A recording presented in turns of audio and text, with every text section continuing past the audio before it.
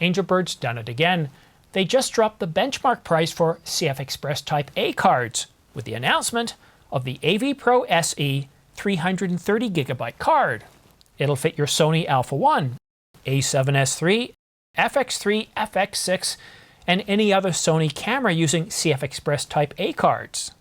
You'll recall that the Angelbird 1TB card was announced in 2023 for $499. Still today the lowest price for a 1TB CFexpress Type A card. But today we get two more cards. The AV Pro SE 330GB CFexpress Type A card is priced at $249.99, while the AV Pro SE 160GB card comes in at $179.99. With the lowest cost per gigabyte, you might be asking, who is Angelbird and how good are their cards? I've been using Angelbird's AV Pro CFexpress cards since 2020, but my first CFexpress card wasn't an Angelbird. It was the pro-grade Cobalt 325GB card, and it was fast, 1400 megabytes per second sustained write speed, but it was expensive at $538, and that was the sale price. In late 2020, I started using Angelbird. Their unique logo caught my attention, along with their ad for a 4TB card coming soon. I mean, when a company teases about 4 terabytes, you gotta swipe right. While the AV Pro SE cards weren't as fast as the Cobalt card. It could be bought for a fraction of the price. And with that card, I was able to record 8K raw footage in the cold Canadian winter, capturing the snowfall with a slight breeze. And I was also able to shoot at 20 frames per second lossless RAW. But the real good news for Sony customers is that you no longer have to be envious of other camera manufacturers that provide Type B cards, which until recently had a much lower cost per gigabyte. We got a break in 2023 when Angelbird introduced their first ever CFexpress Type A card. The 1TB AV Pro sold for $499 and delivers a sustained write speed of 650 megabytes per second, and that's regardless of whether the card is empty or nearly full. And do you see that? The 1TB has been marked as discontinued. But no worries, because I saw Angelbird do the exact same thing when they announced the 1TB CFexpress Type B card a couple of years ago, when they announced the AV Pro SE 512 and 160GB cards for CFexpress Type B. So don't be surprised if Angelbird releases a better, a Mark II, a faster version of the 1TB shortly. But I get it, not all of you are happy with paying $500 for a card, not even a 1TB. And some, like Andrea, would like to see smaller capacity cards, somewhere between 160 and 640 gigabytes. I mean, 1TB is certainly impressive, but for me, not so much. You have no idea how many times I mispronounce things such as AV Pro CFexpress Type B. I meant to say AV Pro SE CFexpress Type A. See? Today's announcement of Angelbird's AV Pro SE 330GB CFexpress Type A card certainly answers that question, and it offers a sustained 650 megabytes per second for $249.99. Take a close look at these read and write speeds. Those speeds are clearly faster than the reported read and write speeds based on the spec sheet, which indicates a maximum write speed of 730 megabytes per second and 820 megabytes per second read speed. And it's certainly beginning to look like Angelbird's marketing department is underrating these cards, that they're capable of much faster than they're stating in their spec sheet. Again, I did this test on multiple computers, ran the test multiple times over multiple days, and the results were consistent. But anyhow, let's get back to the review where we talk about the competition and where they're pricing their cards. Sony charges $648 for the same capacity, while Lexar does offer a better package at $299, but that's a limited sale price. The Angelbird 160GB AV Pro SE was also announced, also providing 650 megabytes per second sustained write speed. So the Angelbird AV Pro SE cards They have a good price and they're fast. But here's the thing. There's a big difference between a finely tuned sports car and strapping a large jet engine to the roof of a Ford Pinto. So are these just fast cards at a good price but without any control? Or are they built with precision and technical finesse that creatives and professionals need when the pressure's on? Because, let's be honest, nobody wants their footage flying off the rails, like we'd probably see from a jet-powered Pinto. I live in a harsh climate with winter temps going down to -30°C and summers going all the way up to around 40 or 100 degrees Fahrenheit. All Angelbird AV Pro, AV Pro SE, and SSDs are all designed to work in these types of environments, with the stated operating temperature of these new AV Pro SE cards of between -10°C to 70°C or 14 Fahrenheit to 158 degrees. And -30 is well below that range, but I've never had any issues. However, when shooting in -20 or I'd say even -10, what I like to do is to keep my spare batteries warm and my storage and even the camera before I shoot. And when I say warm, I'm not talking about 70 degrees sitting on the beach drinking a Mai Tai warm. I'm just, keep it just above freezing or around that point and you're going to be okay. Because strange things happen due to material science when you drop the temperature. For batteries, for example, you can actually deplete batteries within just a few minutes in really extremely cold temperatures. It's kind of like operating on Skinwalker Ranch.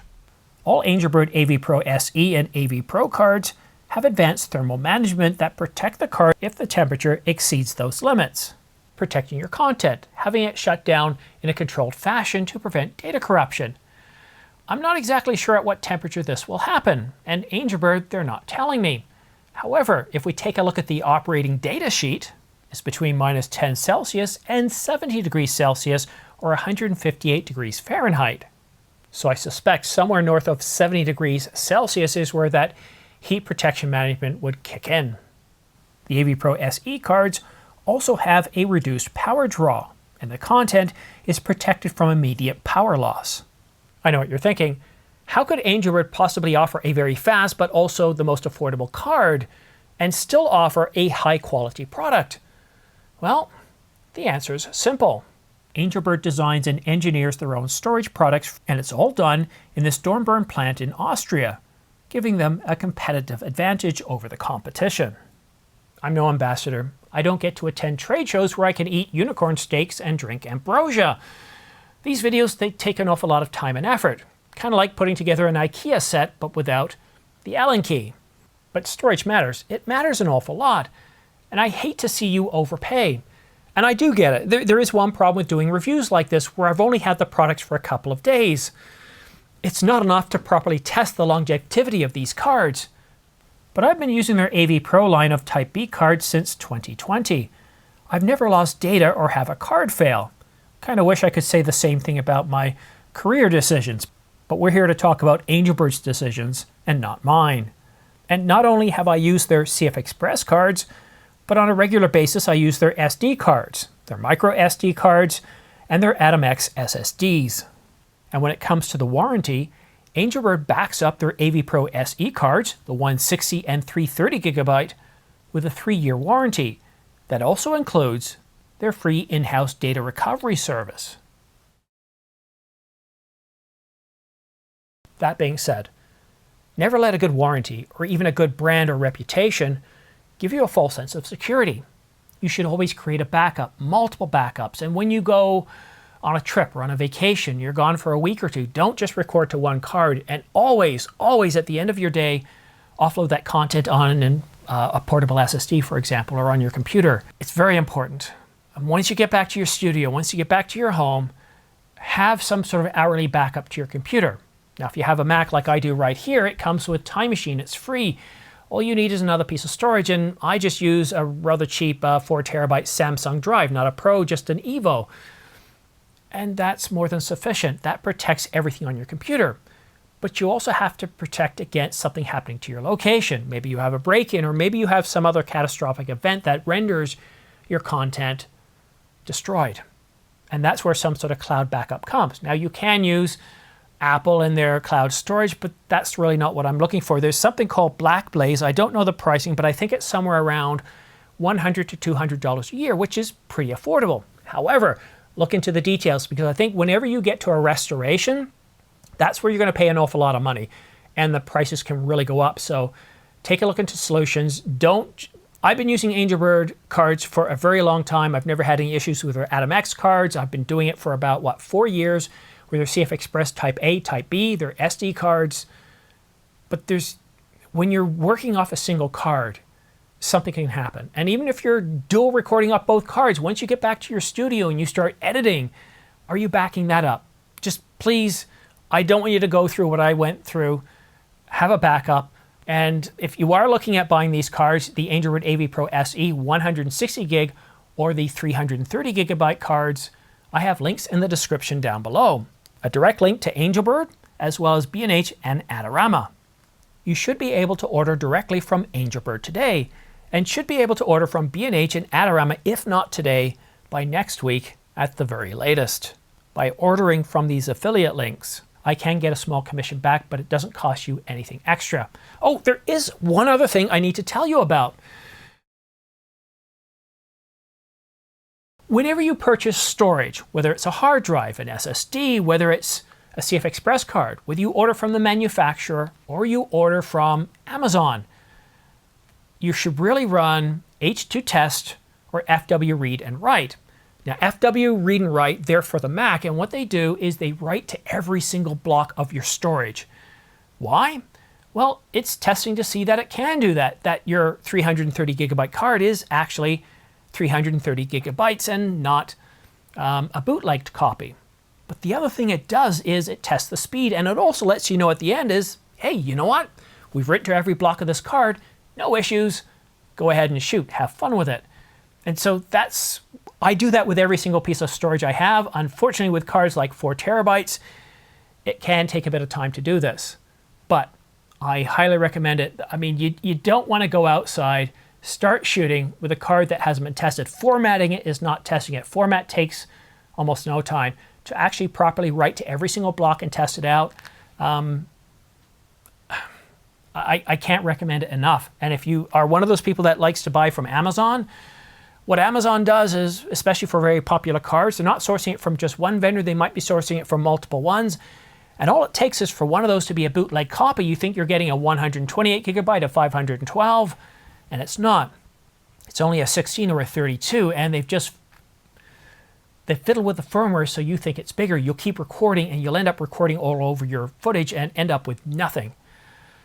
Anyhow, I hate to finish a video like this, but it's something that storage matters an awful lot to me.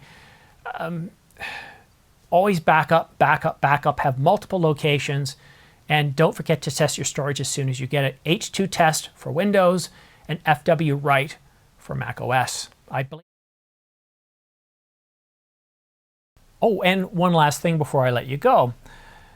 As far as I know, currently Sony's the only camera company that provides CFexpress Type A cards, a more compact card, but I've heard through a rumor that could be changing very soon, that Sony won't be the only camera company, well, using CFexpress Type A cards. I don't know who it's going to be, but we should find out relatively soon. I think we might have to wait until 2025, but that should be good news for Sony customers, because with more demand for Type A cards, like we saw with more demand for Type B cards, the price should continue to come down.